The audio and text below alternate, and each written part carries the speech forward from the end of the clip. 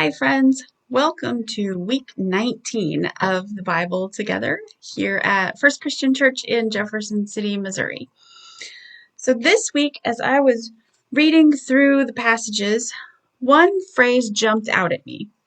In 1 Samuel 27, we are told that David said to himself, and that got me thinking about the stories that we tell ourselves, because that is a very human being thing to do.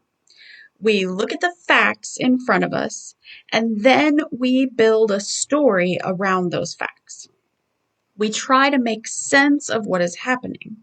We decide what it means, and then we imagine what comes next. And sometimes those stories shape our lives more than the facts themselves do.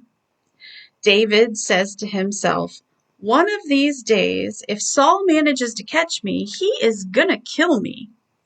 Now, that's not an unreasonable conclusion. Saul has certainly been trying. But once David adopts that story, it begins to shape his decisions and the path that he takes from there. A little later, Saul finds himself facing the Philistine army. God has been silent. Samuel is dead and gone. And so Saul begins to tell himself a story about what all of that means. He becomes convinced that there is nowhere left to turn. So he seeks out the advice of a medium at Endor to raise Samuel from the grave. When we turn to the book of Acts in the New Testament, we read about the time that Paul and his companions started a bit of a riot in the city of Ephesus. The crowd gathered there around a story of its own. The people became convinced that Paul and his companions were a threat, not just to their economy, although there was that, but also to their identity, their traditions, and the things that made them who they were. As the story grew, the crowd grew, and before long the whole city was in an uproar. What's fascinating in these stories is that they're not completely made up stories. David really was in danger. Saul really was facing a crisis. And Paul's message really did change things. The issue isn't that people are ignoring reality. The issue is how they interpret that reality and what they do with it. That makes me wonder, what stories do I tell myself about my future, about my family, about my community or our church, about the state of the world? Because fear tells one kind of story, despair tells another kind of story, resentment tells a story of its own, and scarcity tells yet another.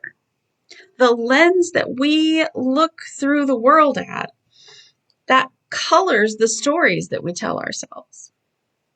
Sometimes we become so attached to these stories that we tell ourselves that we stop looking for any evidence that God might be doing something more. And that's one of the themes that runs throughout the entirety of Scripture, is that God is always working within a story that is larger than any one person can see in the moment. Saul's story isn't just about one battle. David's story isn't just about surviving another day. And Paul's story certainly isn't about just one riot in one city.